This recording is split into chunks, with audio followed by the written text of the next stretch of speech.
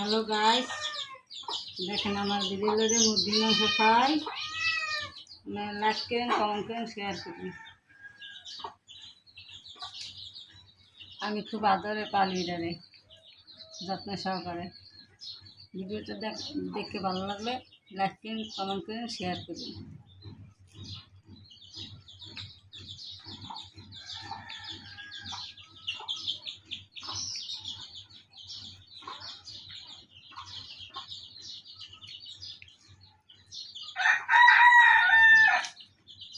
খা মিতু, খা